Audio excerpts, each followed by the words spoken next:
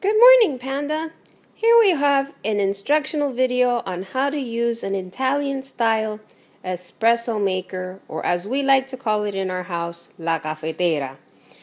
Here you will need the cafetera with its three parts. This is where you would put your water. This is where you would put your coffee. And this is actually where it percolates out of. You will also need a cup and a measuring cup for your milk. Milk of your choice, either cow's milk, goat's milk, rice milk, little cat milk, whatever you want to use. Sugar, a spoon, and of course, café. I only drink café Bustelo, though if we have pilon, I won't be mad. So, we're going to take some sugar and set ourselves up with 2 tablespoons to 3 of sugar inside of our little cup. So, we have taken our 3 tablespoons of sugar and added it to our little cup.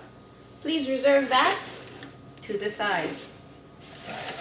Now you're going to take your finely ground espresso, in our case Café Bustelo, and fill this little well right here. Now if you keep your coffee in the freezer like we do, it might get a little clumpy. And you're just going to press this coffee into this strainer. This is where it percolates up through. So the water pressure, while the water boils, presses the water up into the coffee, and then presses it further up with the steam and the water pressure up into the percolator. So the coffee will percolate. We're trying to fill this as much as possible. So you can see there's a little mound of coffee. We're now going to take our bottom portion and fill it up with water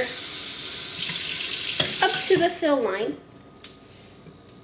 right in there, and set our coffee right in the inside.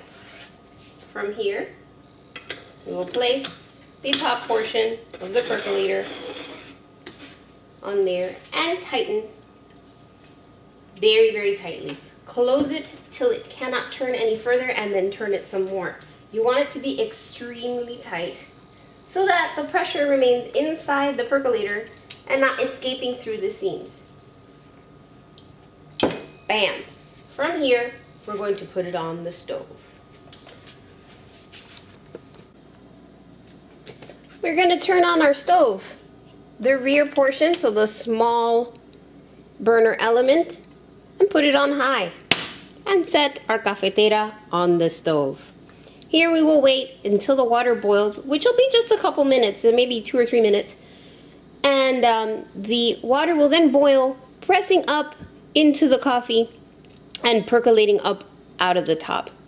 This is why we needed to have our cup for our espuma ready to go, because as soon as that percolates, we're going to take a little bit of that coffee and pour it into the sugar.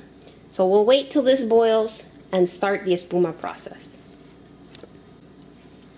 This time, while we're waiting for our coffee to percolate and boil, is a great time to pour and heat our milk. We're just going to do it in the microwave in a Pyrex cup, and here I'm going to make 1.5 cups of milk because we're making 4 shots of espresso with our cafetera. You can make it darker, lighter. In this case, I'm making basically 12 ounces of milk plus 4 ounces of coffee to make 2 cups of café con leche.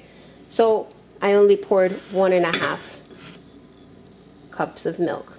That's going to go into the microwave for about 2.5 minutes, or until nice and hot and steamy.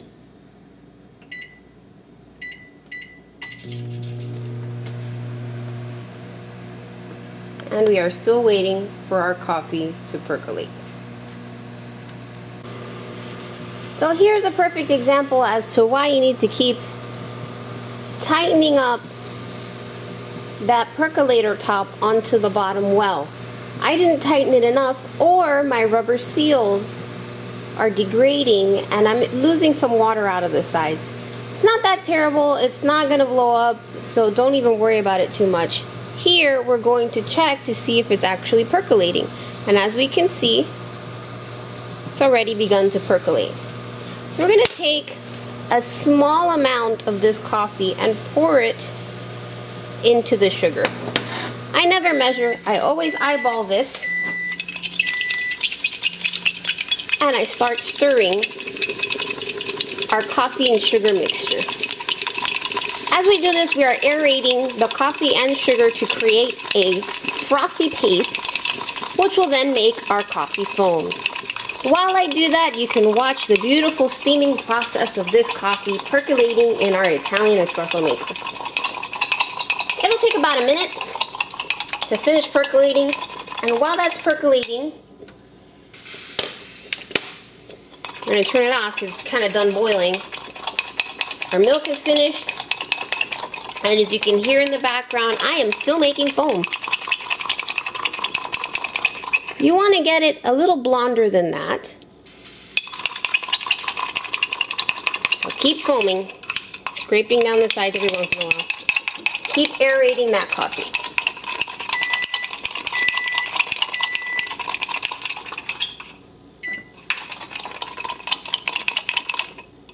So that's pretty much the color you want to get. It is very, very pale, very, very frothy. And so now we're going to take our coffee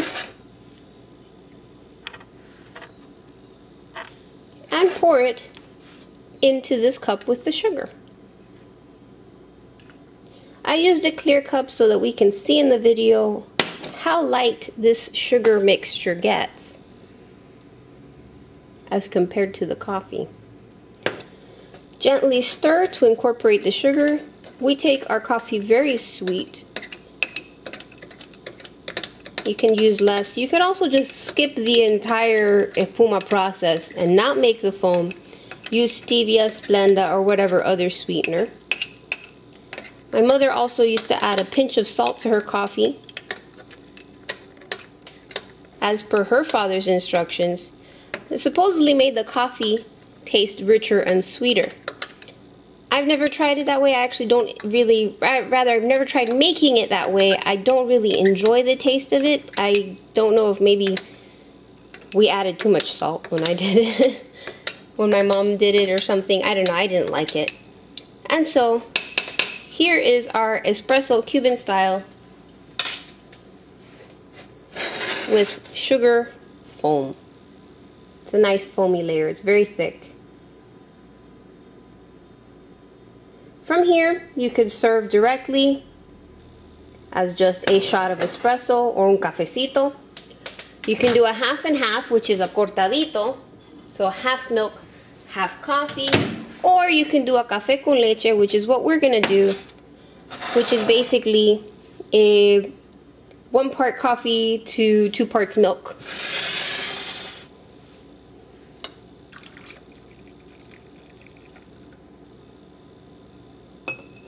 And I actually pour it back and forth to get all of the foam and the sugar incorporated.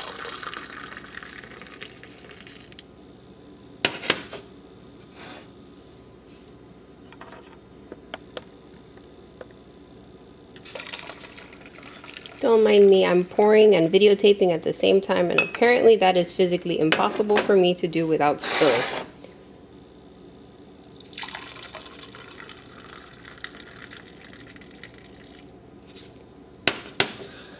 And there you have it, our finished café con leche, oscuro like I like it, so a little darker.